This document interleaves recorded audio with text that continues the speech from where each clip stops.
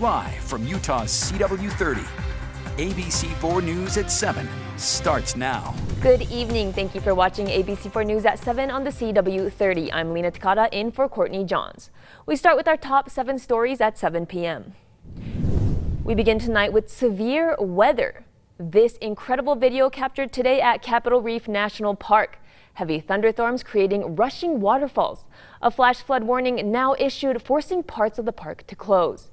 Roads including the Scenic Drive and State Route 24 are impassable. And ABC4 meteorologist Thomas Giboy is in for Alana Brophy tracking these weather warnings. Thomas. Yeah, so it's been an active day across the Beehive State so far, and we've seen multiple waterfalls across Capitol Reef National Park. This actually comes in from the National Park Service and getting over that roadway as well. So it's no surprise why we saw those roadways close due to the showers and thunderstorms that we saw around Capitol Reef National Park. That flash flood warning has since been allowed to expire, but there are additional showers on the way from the west, and there's an ongoing flash flood warning just south of Hanksville into northern Garfield County. That continues until 8:15 this evening. But again, you can see scattered showers and thunderstorms off to the northwest. And then as we move a little bit closer to the Wasatch Front, there is a thunderstorm currently working its way through the southern half of the Salt Lake Valley, now approaching Salt Lake City itself. We also have a strong storm that just moved away from Ogden, and there are more showers and thunderstorms on the way from the southwest. So as we go throughout this evening, you need to make sure that you're staying on top of the weather, because we're actually seeing a few showers and thunderstorms that are getting close to moving into parts of northwestern Washington County and into western Iron County, as well as everything is moving from the southwest off to the northeast. And for the entire western half of the area, including the entirety of the Wasatch Front, there continues to be a marginal risk for severe weather. That's a level 1 out of 5. It means a small possibility, but as we've already seen so far in the northwestern half of our area, there was a severe thunderstorm warning in Tooele County that has since gone away, but that storm was capable of winds of 70 miles per hour, and we could see something similar. But here's the view currently in downtown Salt Lake City, and the thunderstorm has arrived in downtown Salt Lake City. So now is the time that you want to be getting inside if you are outside. The view from our doTERRA camera. And it's also quite windy and dusty out ahead of this thunderstorm, as we've seen some pretty strong winds. But from now into this evening, scattered showers and thunderstorms going to remain a possibility along the Wasatch Front. We're going to hold on to a chance into our Friday with maybe a little bit less of a chance, but we'll have a full radar tour, and we'll talk about what you can expect for the rest of the evening into this upcoming weekend coming up in your forecast in a few minutes. Thanks, Thomas. And today, a ruling by the United States Supreme Court could change the way we think of Miranda rights. Under the ruling, a suspect who wasn't given their Miranda warning and said statements they made used against them in court may not be able to sue a police officer for damages under federal law. The court opinion says an officer's failure to administer the Miranda warning to a suspect is not equivalent to an officer violating a person's Fifth Amendment rights, so the suspect cannot sue for damages. But the case serves as a good reminder that constitutional rights can't be taken for granted. The court's decision came to a 6-3 vote. We'll have the full opinion of the court for you to read on our website at abc4.com. And today, Utah students are reacting to a new proposal that could change the rights of transgender students in schools, especially in sports. The Department of Education planning to reinstate Title IX, meant to protect students from sexual discrimination in educational programs. It was tossed out by the Trump administration, and now President Joe Biden is looking to expand its reach by providing more protection for LGBTQ+ students and employees from discrimination. Some students and employees at the University of Utah say the potential change is needed, while others say there's a risk of unfair discrimination, especially in sports. If someone is at risk for being victimized or hurt, then I think those people need more protection. You want them to feel included and stuff, but then will the other people feel like it's giving them an unfair advantage? The expansions also includes protection for pregnant students and employees, which many at the U say are necessary, especially in Utah, as many women wish to continue their work and education while pregnant and starting families. A scary situation for a woman hiking in Centerville this week. Thankfully, Good Samaritans stepped in. The woman was hiking the Dual Creek trailhead when she fell and fractured her leg. Good Samaritans saw the incident and hiked down to quickly call for help. Search and rescue was immediately deployed, and the woman was able to be transported quickly by life flight to a local hospital. And local leaders are warning Utahns about fireworks. They go on sale tomorrow, but it's not legal to light them off just yet. Governor Spencer Cox, along with many other state leaders and fire officials, talked about Utahns having good fire sense today. This means knowing what restrictions are in place and when and where to legally buy fireworks. There were 115 fires last year due to fireworks, and Governor Cox said he hopes that all Utahns who choose to light fireworks will do so responsibly this year. Trust me, I've talked to people who have accidentally set these fires. You don't want to be the one who's having a good time and then in just a matter of seconds everything goes south and your house burns down, your neighbor's house burns down, or you start a wildfire that costs the state $50 million. That happens. With 100+ degree days on the horizon with no precipitation and high winds, fireworks could cause a catastrophic wildfire season this year. Fireworks sales start tomorrow, but they can't be let off until July 2nd. You could face up to a $1,000 fine if caught lighting fireworks before this date. And home prices seeing a drop across our state last month. Salt Lake County seeing roughly 45% of homes dropping in price. And in Provo, nearly half of homes dropping in asking price last month. One local real estate agent says this is the market normalizing, which likely means better conditions for first-time home buyers. Redfin says last month, nearly half of for-sale homes in the Provo area had price drops, a trend that's happening across the board in Utah. I think everyone went, ah! for a second, because when their bank called them and said, hey, by the way, now you qualify for $490 instead of $650, they had to really readjust their priorities. So I think everybody's taking a pause. They cite the high prices, the sharp rise in interest rates, even high inflation and a struggling stock market. These high interest rates mean you might qualify for less homes now. And Utah's First Lady Abby Cox is launching an initiative to help Utahns get involved in community service. She's kicking off the initiative with a Summer of Service fair tomorrow at Thanksgiving Point. That's where 50 different nonprofit organizations will be setting up shop to teach people about volunteer opportunities. The goal is to get families to commit to at least one service project this summer, something she says will make our community stronger. We want to bring communities back together. Through the pandemic, it's been really hard to connect with one another. And this is a perfect time. It's summer, we're outdoors. We are going to celebrate this time together, and we're going to do it through connecting through our community service.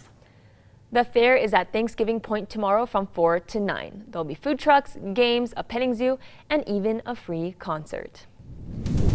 And still ahead, a letter from a serial killer, his victim's family learning what happened to their grandfather. See the missing pieces revealed in tonight's Justice Files. And here's the view from downtown Salt Lake City as a thunderstorm is now moving along the Wasatch Front. And we're going to see more scattered showers and thunderstorms as we go from this evening into tonight. We'll have the full breakdown coming up in just a few minutes. We'll be right back.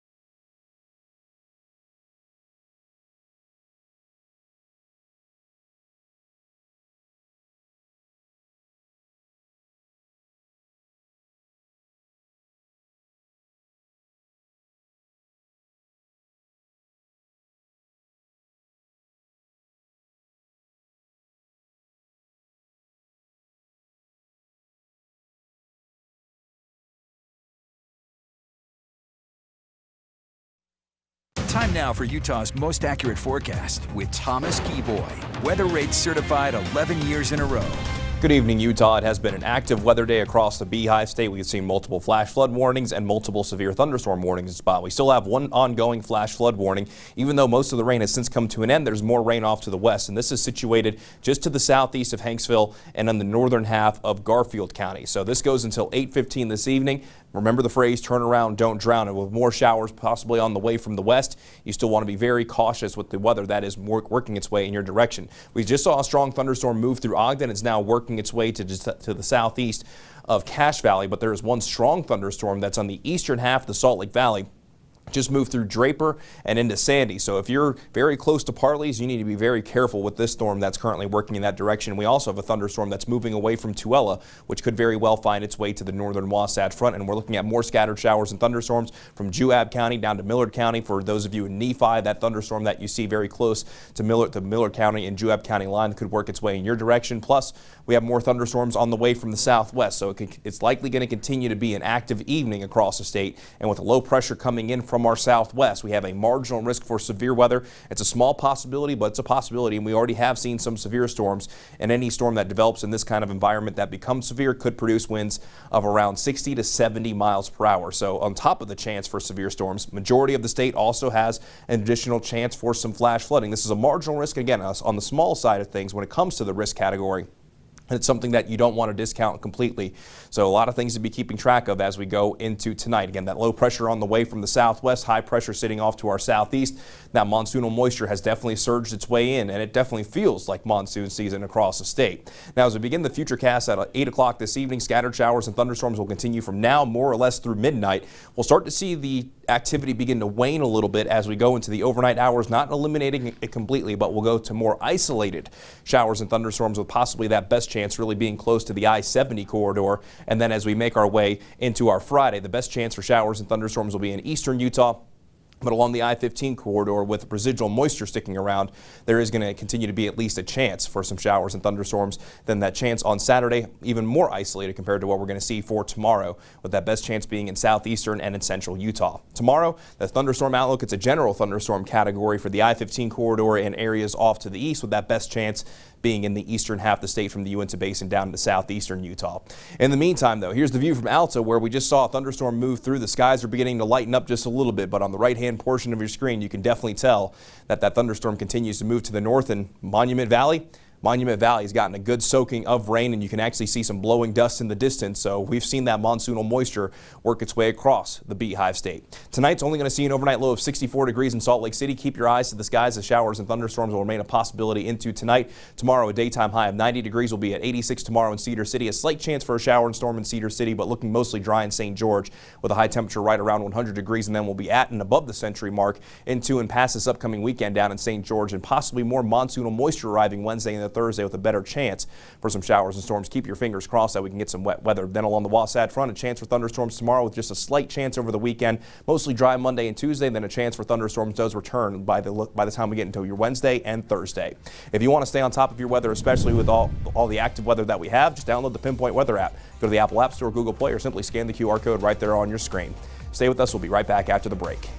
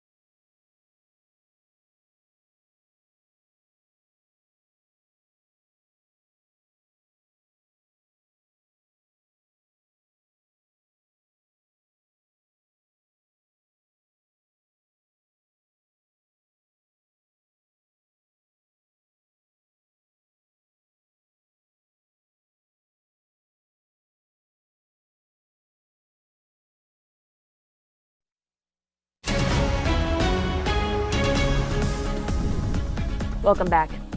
It was an unexpected apology, and it arrived in a letter for Shauna Ray Christensen. It was the first time she learned details of her grandfather's death in 1966. He was one of 6 victims killed by 2 serial killers. For every crime, there's a story, and the truth matters. Here's ABC4's Marcos Ortiz with tonight's Justice Files. This is our final segment in the story of a cab driver who was murdered in 1966. His granddaughter never knew him, let alone what happened to him. That is until 2009, when she got a letter from her grandpa's killer. They were both very cold and very proud of what they'd done. See, the letter from him, that was different. In 2009, Sue Ray Christensen got a surprise in the mail. It was a letter from Myron Lance. At the time, she had no idea who he was. There was like a sadness or a darkness I thought I saw in him more so than Kelbach. It just made me wonder what was going on. She soon learned from that letter that Lance had murdered her grandfather in 1966. Growing up, she always wondered what happened to Grant Strong, her grandfather.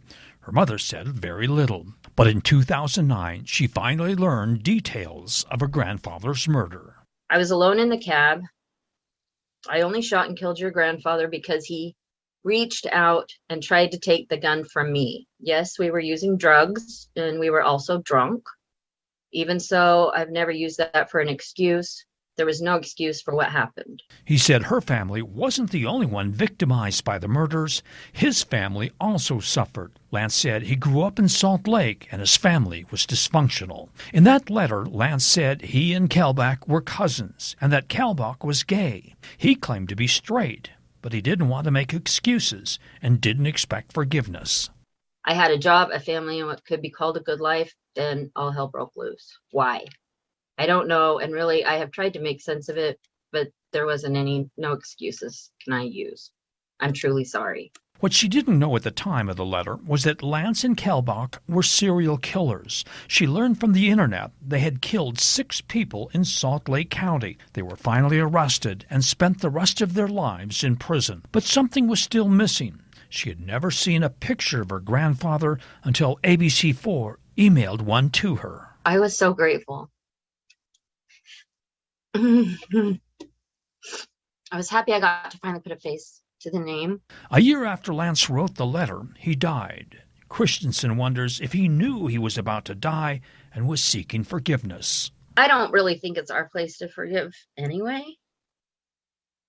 So if that's what he needed to hear, I can say I forgive him. Grant Strong was buried in Alpine. The lifelong journey of Shauna Ray Christensen has finally come to an end. For the Justice Files, Marcos Ortiz, ABC4 News. And a driver from Utah is dead after crashing their car near Wendover. And now the Nevada Highway Patrol is looking for witnesses. The accident happened last Tuesday on Highway 93 in Elko County. Troopers say 45-year-old Gennady Sarkisov from Sandy drifted into oncoming traffic lanes, overcorrected, and hit a road marker. Sarkisov was ejected from the car and died. A passenger in the car was seriously injured. Troopers say they both were not wearing seatbelts and may have been impaired. And a Tooele man convicted of killing a woman in a fiery crash is back in jail, but this time for a different crime. Shane Gillette is now facing charges for felony burglary and assault. Police say last month he forced his way into a Tooele home and attacked a man, giving him a black eye and knocking out his front tooth. In 2014, Gillette was found guilty of manslaughter for crashing into the back of a stopped car in Salt Lake City, killing the woman inside. He was driving so fast, the victim's car immediately burst into flames. He served several years in prison for that crime. And Utah Highway Patrol releasing the numbers from their speeding blitz in Tooele County. UHP amping up patrols on SR 36 yesterday morning to catch speeders. In just 4 hours, troopers say they stopped 110 cars. They pulled 58 cars over for speeding, 51 for seatbelt violations, and 1 car for careless driving. UHP says troopers also arrested 2 people for drugs. And coming up, White House officials and oil CEOs meeting face-to-face, the latest effort to stop the gas price spike.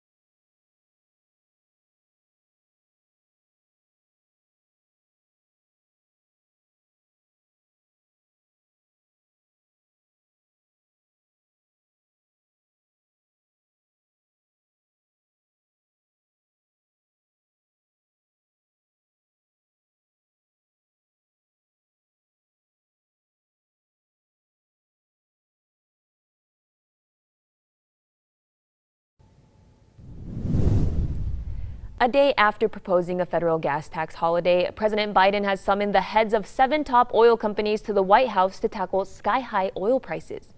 It comes after a week of tense back and forth with industry leaders. ABC News' Alexis Christoforous has more. Executives of big oil companies meeting with White House officials today on ways to bring down gas prices as the president accuses them of profiting off of Americans' pain at the pump. Exxon made more money than God this year. In a public letter to the president this week, Chevron's CEO saying Biden has largely sought to criticize and at times vilify our industry. With nationwide gas prices hovering near a record $5 a gallon, President Biden wants Congress to impose a 3-month gas tax holiday, suspending the 18-cent tax for gasoline and the 24-cent tax for diesel, potentially saving minivan drivers $3.68 a week, $2.21 for those with a compact car. Just lower the prices, do something, lift something, send everybody a check. It's not hard. But economists say the proposal could be self-defeating and the savings for drivers minimal and fleeting. We're talking about $30 to $40 per household over a 3-month period. But importantly, a gas tax holiday would likely incentivize greater demand. And we know that strong demand for gasoline is one of the factors that is driving gasoline prices higher. Lawmakers on both sides of the aisle are already opposed. What the administration, of course, is coming up with is yet another gimmick, another Band-Aid, and something they know is dead on arrival up here in Congress. President Biden is also calling on states to suspend their own gas taxes, but some Democratic governors are pushing back, saying the move would take money away from crucial infrastructure projects. The big oil companies are reminding the Biden administration that high oil prices have been caused by a number of different factors, including the war in Ukraine and strong consumer demand. And they're asking for what they call clear and consistent energy policies from the White House. In New York, Alexis Christoforous, ABC News. A recall alert has been issued for a certain laxative from CVS stores nationwide. The magnesium citrate laxative was recalled by its maker after it was found to contain a bacteria that could cause life-threatening infections. The FDA says the products affected were the 10-ounce bottles with an expiration date of December 2023 and having the batch number listed on your screen. And as summer kicks off, more people are booking through Airbnb than ever before. One of the biggest booms in bookings in southern Utah. Just last year, Airbnb hosts reported earning a staggering $134 million. The counties taking the top spots for Airbnb bookings were Summit and Grand County. Airbnb hosts are already reporting a record amount of bookings for this upcoming summer. The FDA ordering Juul to pull its electronic e-cigarettes from the U.S. market. It's the latest blow to the company, widely blamed for sparking a surge in teen vaping. This latest action from health officials is part of a sweeping review of vaping products that have faced little regulation until recently. Now, for e-cigarette manufacturers to stay on the market, they have to prove their product reduce harm of smoking for adults without appealing to kids. And it's the most common word in the English language. In fact, I've already said it twice. After nearly 3 years, The Ohio State University successfully registering a trademark for the word the. The U.S. Patents Office issuing the federal trademark to OSU for branded products associated with the school. It means stores on the same campus not owned by OSU can no longer sell Buckeye merchandise with the word the on it. An ongoing pilot shortage causing a wave of flight cancellations nationwide. Federal officials are now urging carriers to fix the issue. American Airlines announcing it will eliminate flights to 3 cities starting September 7th. One pilot started her career in 1992, and she says the airline industry that year looked a lot like what's happening now. When I was hired, they were trying to make up for a severe shortage. And then they hire, and they go, oops! Then they further, you know, I mean, that's just the way it goes every single time. Pilot unions say some airlines are not being quick enough replacing employees who left during the pandemic. Across the country, pilots are advocating for higher pay and more manageable schedules. And millions in Britain facing disruptions as railway staff stage their second national walkout this week. The railway worker walkout set to last 24 hours and comes as Britain's busiest airports announce plans to stage a walkout too. Today's 24-hour strike includes 40,000 train station cleaners, signalers, maintenance workers, and station staff. Britain's most disruptive railway strike in 30 years, canceling close to 80% of passenger services across the country. And coming up, the right to remain silent changes on the way for what suspects say before they hear these words.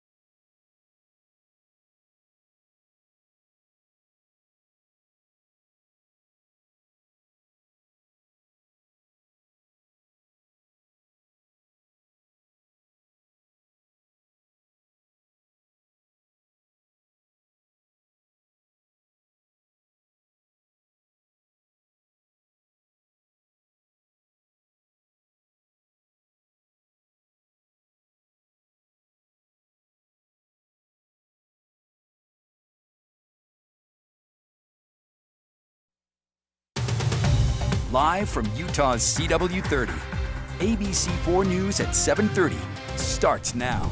Today, a ruling by the United States Supreme Court could change the way we think of Miranda rights. Under that ruling, a suspect who wasn't warned of their rights to remain silent may not be able to sue a police officer for damages under federal law. Here's why. ABC's Northern Utah correspondent Kate Gardner with that story. In 2014, a California man is accused of sexual assault. He confesses in a written statement before being taken into custody or being read his Miranda rights. The statement is used against him in court. He's acquitted. Afterwards, he sues the officer for damages for violating his Fifth Amendment rights. The district court declines. Today, the Supreme Court upholds that decision in a 6-3 vote. The court opinion states, the court refused to exclude the signed confession and emphasized that an officer's error in administering the prophylactic Miranda procedures should not breed the same irremediable consequences as police infringement of the Fifth Amendment itself. The dissenting justices say this will harm innocent people who serve jail time.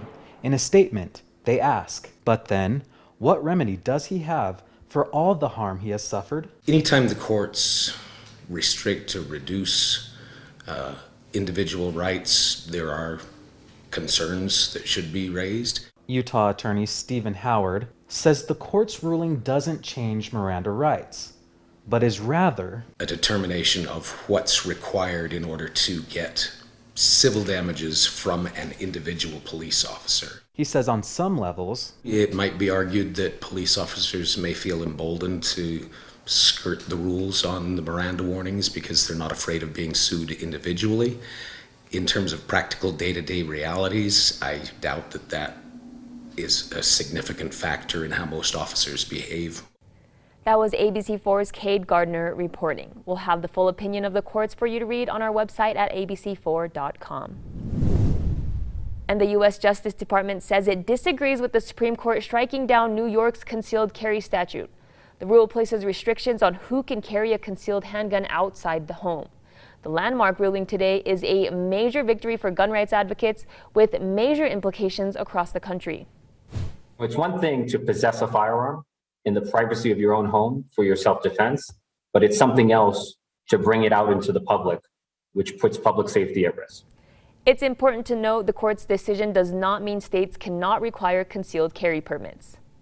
And today marks the 50th anniversary of Title IX, and the Biden administration is looking to expand its reach. The move would provide more protection from sex-based harassment and protect LGBTQ+ students and employees from discrimination based on sexual orientation, gender identity, and sex characteristics. ABC4's Ali Arulian has more on how students and employees at the University of Utah are reacting to these proposed changes. Here at the U, many of the students and employees I talked to said these expansions are necessary, specifically for clarifying school discrimination policy. And while others say that these protections are great and should be expanded, others are worried it may fuel inequality in other areas. The proposed legislation would guarantee protection for LGBTQ+ students, including transgender youth. Some say the LGBTQ+ community is vulnerable, especially trans youth, and need protection, while others say there is a risk of unfairly discriminating others in the process, especially when it comes to sports. If someone is at risk for being victimized or hurt, then I think those people need more protection. You want them to feel included and stuff, but then will the other people feel like it's giving them an unfair advantage? Many say these clarifications are needed to better understand school discrimination policy. Two students I talked to say they know someone in a discrimination case, and clearer guidelines would have been helpful. Our friend didn't know how to handle the situation when it came about, and she didn't feel like she had any support in the situation. The expansions also includes protection for pregnant students and employees, which many agree are necessary, especially here in Utah, as many women wish to continue their work and education while pregnant and starting families. The definition of sexual misconduct would also be expanded, making it easier for victims to report cases of sexual misconduct and making it more likely for aggressors to be charged with it. Again, this is proposed legislation and probably won't become law for a while. Reporting in Salt Lake City, I'm Ali O'Brulian, ABC4 News. Home prices seeing a drop across our state last month. Salt Lake County seeing roughly 45% of homes dropping in price. And in Provo, nearly half of homes dropping in asking price last month. The reason for the drop? The sharp rise in interest rates, high inflation, and a struggling stock market.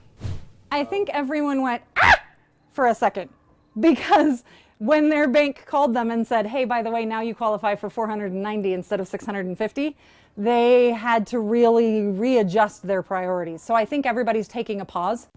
Experts say these high interest rates mean you may qualify for less homes now. And several leaders and environmental groups are voicing their concern over plans to build a gondola in Little Cottonwood Canyon. The gondola proposal is one of the two options UDOT is considering to help reduce traffic up the canyon. The other option is to widen the road and add more buses. But expanding transportation, there's proving to be a controversial issue.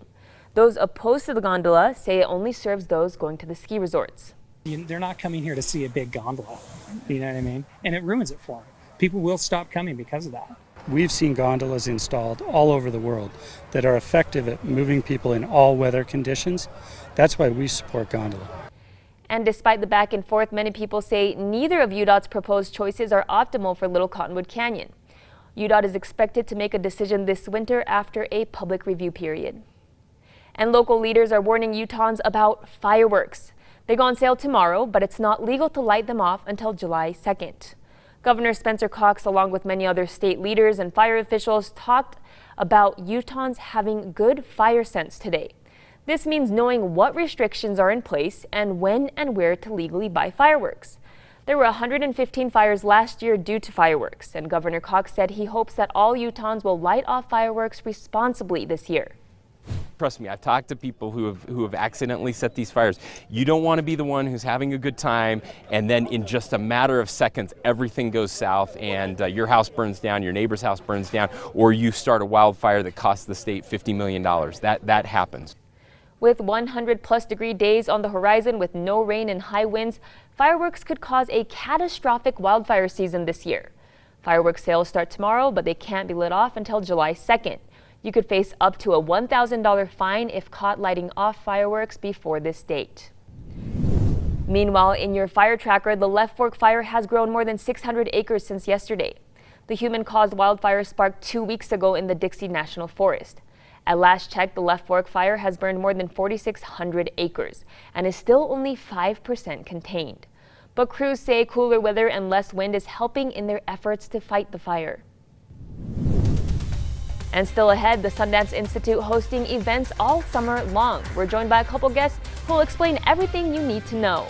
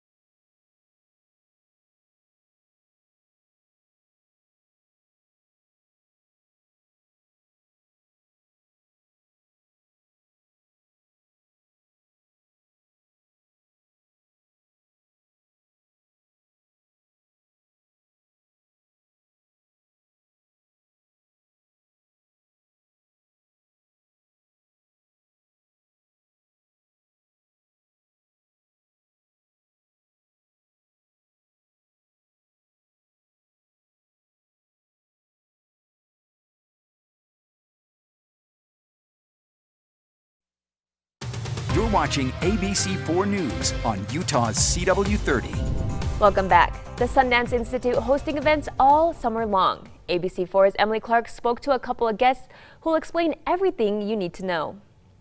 We'll talk about your film in a minute, but let's talk right now about the Local Lens program. Yes, so the Local Lens program is an opportunity for us to bridge a lot of the films that came to the festival to the local Utah community. And so for the most part, we organized a series of free screenings, workshops, and artist talks, bringing in filmmakers from around the world to connect with local filmmakers and creatives, and of course audiences like ourselves. So this is a perk about living where the festival originates, is that you get to see stuff just a few months after it all happened. Okay, that's really, really cool. Let's talk about your film right now, because that will be a part of this in some fashion this summer. So tell us about the film and kind of give us an idea of what to expect. Yeah, so the film's about my good friend Naz Kawakami, who I am friends with, and we grew up in Hawaii together. And when I found out he was leaving Hawaii for the first time for New York, I thought that was so interesting, and we talked about maybe doing a project about that. And he's like Hapa Hawaiian, Native Hawaiian Japanese like myself, so there's like another layer of interesting sort of identity factored into the whole thing. And so, yeah, we shot that movie in December of 2020, edited all 2021, and miraculously somehow got into Sundance. How was that for you personally, to be a part of that? It was incredible.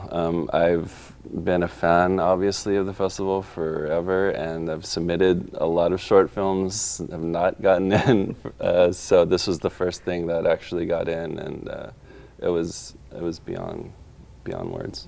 I think it's so cool. That's what's so great about Sundance, is you've got viewers able to see it, but then obviously the filmmakers, the artists themselves, part of it. So what can we expect this summer about these films? Do we get to talk to the filmmakers? Kind of explain what to expect all summer long at these events. Of course. So of course, Alika's in town for the screening that's happening tonight at the Megaplex in Valley Fair Mall. Great. I'm not sure if our registration is still open, but you're welcome to go on sundance.org/Sundance Locals to register. Great. But we're also going to be at the Gallivan Center next week. We're going to be showing the film Mija, was also premiered at the 2022 Sundance Film Festival. And we got more screenings coming up in Park City, and we're actually going to be partnering with the Library Center up at Camas. And so now the cool thing about it was the most recent film festival, there was a lot of it online because COVID was still, well, it still is an issue now, but it was something we were especially worried about then. But a lot of these are in-person events. Yes. So talk about that being such a cool opportunity right now. Of course, we were online during the festival due to COVID, but this is an opportunity for us to still be outdoors and so engage in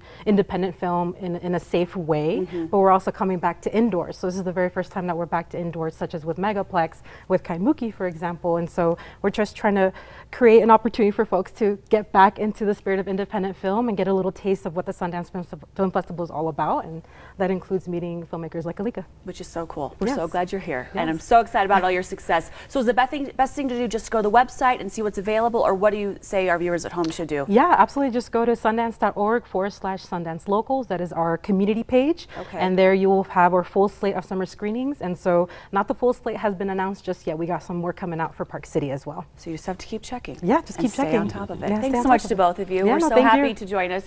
Of course, there's a website there on your screen. You can also go to abc4.com to connect as well. And you're taking a live look towards St. George. We'll have your full weather forecast when we come back.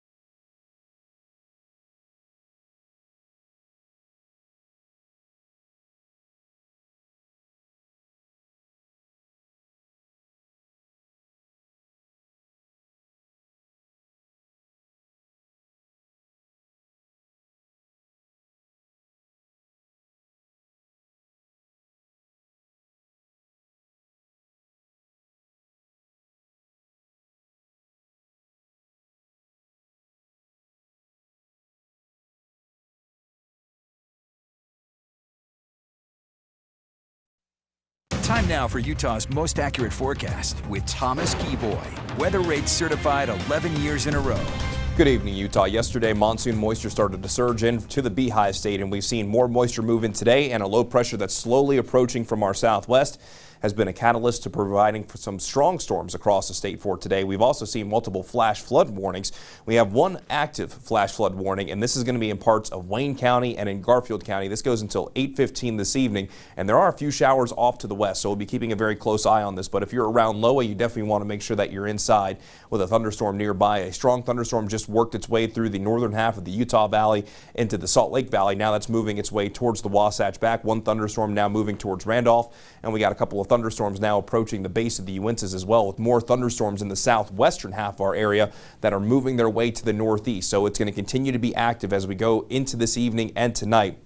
And there is a small risk for some severe storms. There's a marginal risk for the western half of our area all the way up towards southwestern Wyoming.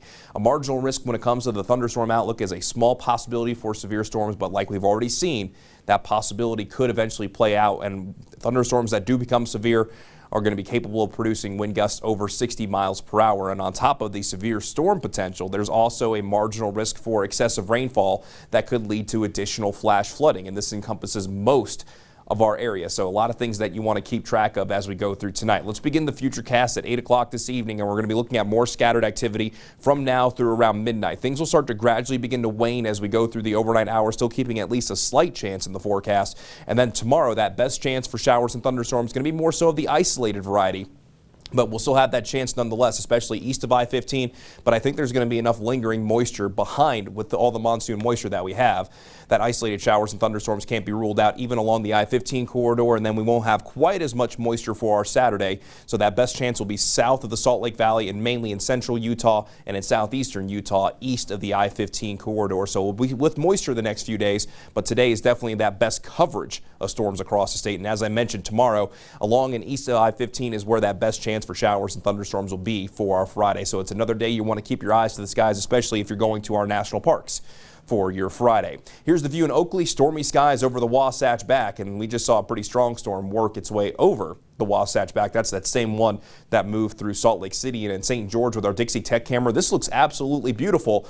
But when you look off to the distance, there are some high cumulus clouds, as we have seen some storms around St. George, but can't completely rule out the chance for a storm into tonight in St. George, with a little bit lower of a chance definitely over the next couple of days, even with the monsoon moisture in place. Tonight we'll see an overnight low of 64 degrees in Salt Lake City, keeping that storm chance, but a daytime high tomorrow of 90 degrees, so a little bit above average. 99 degrees in St. George. That best chance for storms will continue to be kind of east of I-15 and around and to the southeast of the I-70 corridor, but I wouldn't be surprised if we see a few storms, especially in the Uinta Basin, with a high of 84 degrees in Vernal. Our extended forecast in St. George right around 100 degrees tomorrow, and then we should see our temperatures at and above the triple-digit mark for Saturday, Sunday, Monday, and Tuesday. And models are indicating that another surge of monsoon moisture could be arriving by the middle and second stages of next week. So we add a slight chance for showers and thunderstorms in St. George Wednesday into Thursday, and along the Wasatch Front, a chance for thunderstorms again for our Friday. Just a slight chance, with that moisture being best to the south for both Saturday and Sunday. Daytime highs squarely in the 90s, and then as that monsoon moisture possibly moves in by the middle of next week,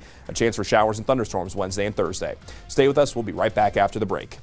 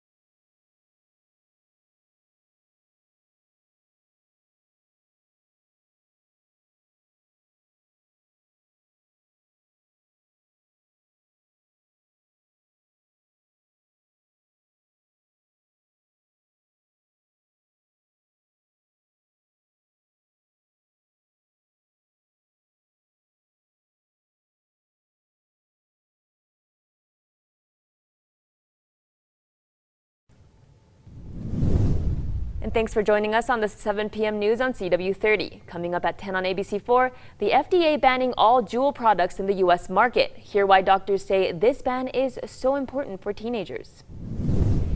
And finally tonight, we're sure this video will get you all shook up. Take a look at this video from the Australian Reptile Park. This video shows their star, Elvis the Crocodile, getting fed by his trainer who dressed up as the king himself. The park says they'll continue having Elvis feeding events this week. Because why not? I mean, the fact that they named a crocodile Elvis, I mean, that thing is huge. Huge. And they obviously have to have Elvis feeding Elvis, right? And Elvis music better be playing while he's getting fed. King of the crocodiles right there. There you go. Thanks for watching.